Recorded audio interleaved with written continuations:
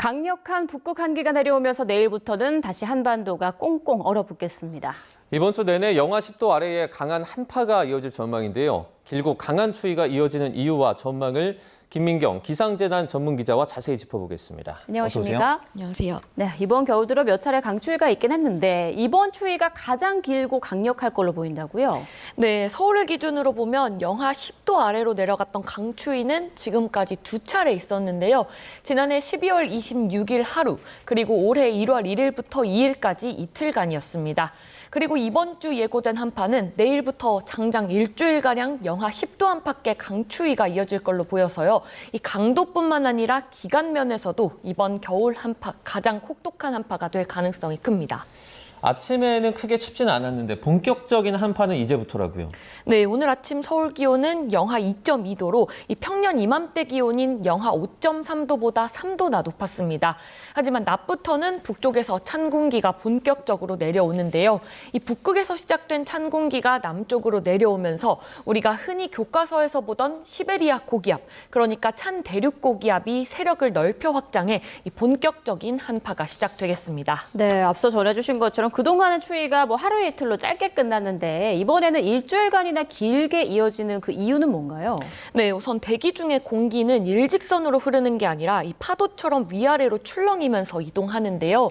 그래서 상층에서 찬 공기가 한번 내려오면 그 뒤를 따라 상대적으로 따뜻한 공기가 들어오는 흐름이 반복돼서 그동안은 추위가 하루 이틀 정도 이어지다 풀렸습니다.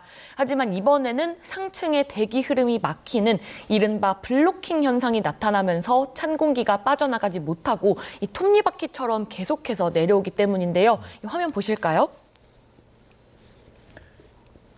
네, 대기 상층 5km 부근의 일기도입니다. 내일부터 다음 주 일요일까지의 흐름을 보여주고 있는데요.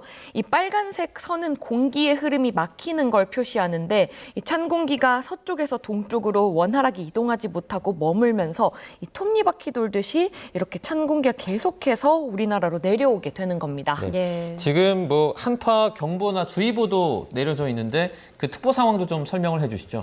네, 오늘 밤 9시 발효로 전국 대부분 지역에 한파특보가 내려졌습니다. 경기 북동부와 강원 중북부에는 한파경보가, 서울을 비롯한 수도권과 충청, 전북, 전남 일부 지역에는 한파주의보가 발령됐습니다. 한파경보는 아침 기온이 영하 10도, 15도 이하, 주의보는 영하 12도 이하인 날이 이틀 이상 이어질 것으로 예상될 때 내려지는데요.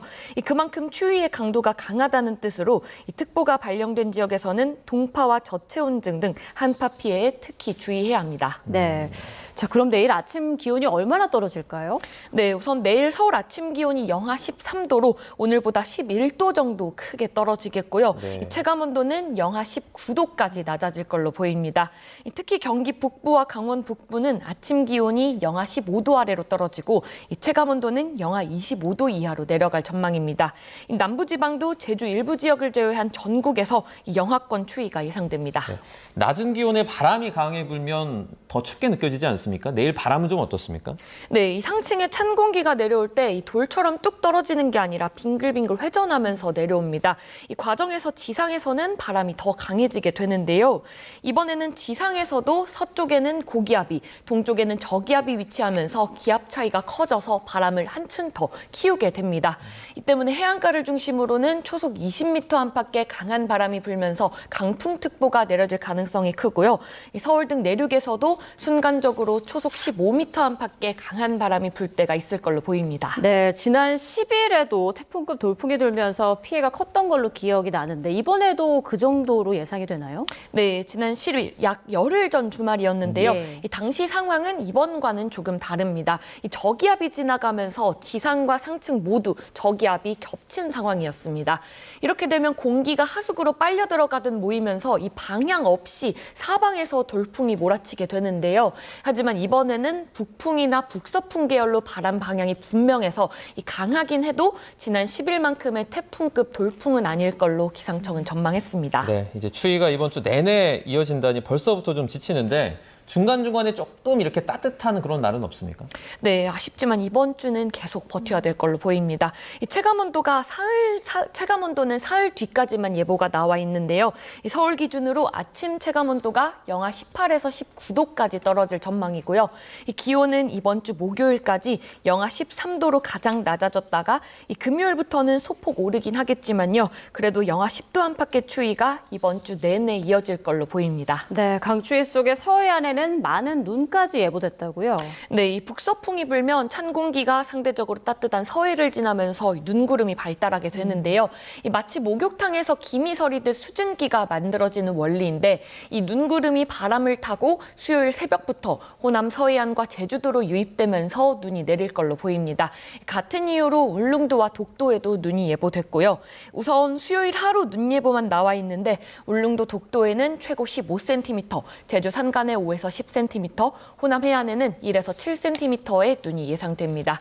이 눈이 내리는 지역에서는 순간적으로 강해지면서 대설특보가 내려질 가능성이 있어 이들 지역에서는 추위뿐만 아니라 눈에도 미리 대비가 필요합니다. 네, 이제 뭐 눈 대비까지 해야 될 것 같은데 이번 추위 좀 언제까지 이어집니까? 네, 우선 당분간은 추위가 쉽게 풀리지 않을 걸로 보입니다. 이번 주 내내 영하 10도 안팎의 강추위가 이어질 전망이고요. 이 다음 주에는 기온이 1, 2도 정도 오르겠는데 다만 평년 이맘때 기온이 영하 5, 6도 수준인 점을 고려하면 여전히 평년보다 2, 3도 낮은 추위는 계속될 전망입니다. 네, 추위가 길어지면 동파 같은 피해도 많이 발생할 수 있는데 어떻게 좀 주의하는 게 좋을까요? 네, 영하 10도 이하의 강추위가 계속 이어지면 이 수도관 물속 온도도 0도 이하로 떨어져서 얼 가능성이 커집니다.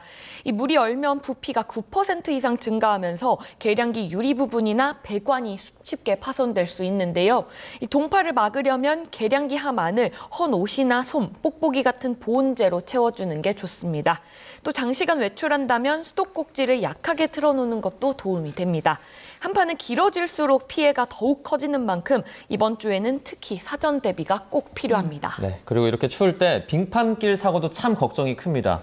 그 눈에 잘 안 보이는 블랙 아이스 같은 거 어디서 조금 더 조심을 해야 될까요? 네, 블랙 아이스, 도로 살얼음은 이 특정 구간에서 반복적으로 발생합니다. 가장 발생 빈도가 높은 곳은 터널 출구인데요. 전체 도로 살얼음 발생 비율 가운데 70% 이상을 차지하는 걸로 나타났습니다. 지면에 떠 있는 교량도 주변 도로보다 발생 빈도가 4배 정도 더 높은데요. 이런 구간을 지날 때는 평소보다 속도를 절반 이상 줄이고 이 차간 거리는 2배 이상 유지하면서 급격한 핸들 조작은 피해야 합니다. 네, 자, 이번 겨울 최강 추위 모두 피해 없도록 대비 잘해야겠습니다. 지금까지 김민경 기상재난 전문기자와 함께했습니다. 고맙습니다. 고맙습니다.